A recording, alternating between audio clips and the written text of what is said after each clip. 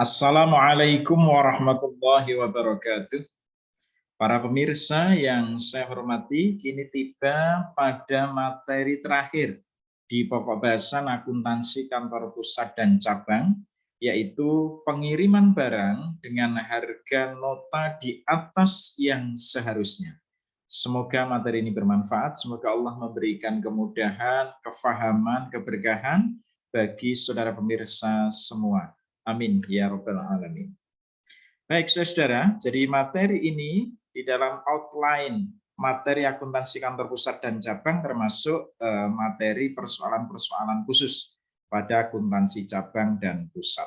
Materinya adalah pengiriman barang di mana harganya yang tertera di nota itu di atas dari angka yang seharusnya. Nah, saudara pemirsa, kantor pusat bisa saja mengirim barang dagangan kepada cabang dengan harga nota di atas harga pokok. Biasanya lazimnya itu sebesar harga pokok, ya. Tetapi ini di atasnya. Nah, jumlah yang ditulis di nota sebesar tambahan persentase tertentu di atas harga pokok, ya. Tujuannya adalah untuk mengendalikan manajemen cabang sehingga dapat diperoleh gambaran yang lebih konkret dan praktek yang lebih efisien tentang usaha cabang. Jadi biasanya kalau manajer itu longgar, biasanya kehati-hatiannya berkurang. Maka ini dipres biar manajer itu sangat sempit geraknya, sehingga perilaku biaya yang dilakukan di cabang tersebut bisa efisien. Tujuan lain adalah menetapkan persentase tertentu tambahan itu untuk menutup sebagian ongkos-ongkos pengelolaan dan pengendalian serta administrasi yang menyangkut hubungan kantor pusat dan cabangnya. Dengan demikian, sebenarnya laba yang dilaporkan cabang adalah lebih rendah dari laba yang sesungguhnya terjadi. Karena harga pokoknya itu sudah dinaikkan sedikit. Jadi kantor pusat sudah punya saving, begitu ya. Jadi kantor pusat seperti sudah punya saving, sehingga kalau kantor cabang melaporkan laba, angka yang dilaporkan itu lebih rendah dari yang seharusnya. Mestinya labanya tidak segitu, ya. Cabang melaporkan lebih rendah, nah saving ini nanti ditambahkan di laba cabangnya. Nah, selisih antara harga nota dengan harga perolehan oleh kantor pusat ditampung, yang saya katakan sebagai saving tadi, di akun cadangan kenaikan harga barang cabang. Nah, akun ini nanti akan diakui sebagai penambah laba cabang pada saat cabang melaporkan laba atau rugi cabang sebanding dengan barang yang berhasil dijual. Ya, contoh. PT Yamaha Jakarta mengirimkan 10 unit motor ke cabang Bekasi dengan harga nota 15 juta setiap motor, 15 juta. Ya. Harga perolehan motor tersebut adalah 14 juta. Lazimnya pengiriman barang tersebut di nota tertulis harganya 14 juta.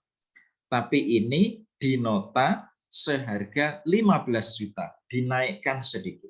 Nah, ke-10 motor tersebut telah laku dijual dengan harga tertentu, ya, sesuai dengan harga yang ditetapkan oleh kantor pusat. Ya.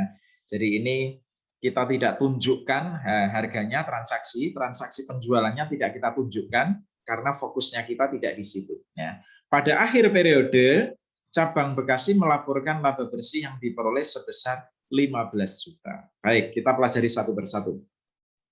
Pada saat pengiriman 10 unit motor dari kantor pusat ke cabang Bekasi akan menjurnal persediaan barang dagangan debit, betul ya?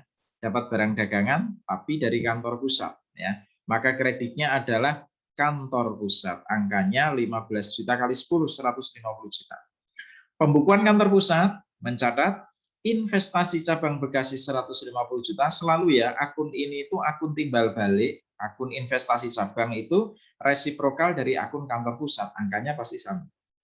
Kreditnya, persediaan barang dagangan kredit 140 juta karena memang harga pokoknya itu ternyata cuma 14 juta kali 10.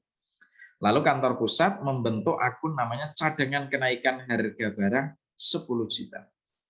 Berikutnya, cabang Bekasi melaporkan laba bersih 15 juta. 10 motor itu sudah laku dijual, dan cabang Bekasi melaporkan laba bersihnya 15 juta. Maka cabang Bekasi mencatat ikhtisar laba rugi dapat 15 juta, kantor pusat kredit 15 juta. Nggak usah bingung dengan jurnal ini. Ini adalah jurnal penutup. Kalau di perusahaan biasa itu kan pendapatan debit, ikhtisar laba rugi kredit, ikhtisar laba rugi debit, beban kredit, ikhtisar laba rugi debit, modal kredit. Ini jurnal penutup yang ketiga. Nah, tapi modal pada kantor cabang itu kan yang berada di kantor cabang itu kan berasal dari kantor pusat. Maka jurnalnya ikhtisar laba rugi debit, kantor pusat kredit. Lalu pembukuan di kantor pusat, jurnalnya investasi cabang Bekasi debit 15 juta, laba cabang Bekasi kredit 15 juta. Nah, berikutnya adalah kantor pusat melakukan penyesuaian laba cabang. Jadi laba cabang itu tidak 15 juta ya, karena pusat punya saving 10 juta ya, 1 juta kali 10 tadi. Harganya kan 14 juta harga pokoknya, tapi di nota tadi harganya 15 juta, ada selisih 1 juta setiap motor. Padahal ini 10 motor, 10 juta. Maka cadangan kenaikan jurnalnya, cadangan kenaikan harga barang dihapus, di debit, tadi kan kredit ya, angkanya ini di sini nih, kredit 10 juta, dihapus, maka kita debit 10 juta, kreditnya menambah laba cabang Bekasi, kredit 10 juta. Saudara, penyesuaian akun cadangan kenaikan harga ini, penyesuaian laba cabang melalui akun cadangan ini secara proporsional sebanyak motor yang laku dijual. Jadi kalau motor yang berhasil dijual baru 6, ya yang disesuaikan hanya 6 juta. Tapi karena tadi informasinya laku semua, berarti semuanya disesuaikan 10 juta. Lalu penutupan laba cabang ke ikhtisar laba rugi kantor pusat, jurnalnya laba cabang Bekasi debit, ikhtisar laba rugi kredit, angkanya 25 juta. Ya, laba yang dilaporkan 15, tadi penyesuaian ini, tambahan laba dari kantor pusat ini, karena penyesuaian harga 10 juta, 25 juta. Ya, begitu. Semoga materi ini bermanfaat. Mudah sekali ya, mudah sekali. Wallahul muwaffiq ila aqwamit thoriq. Wassalamualaikum warahmatullahi wabarakatuh.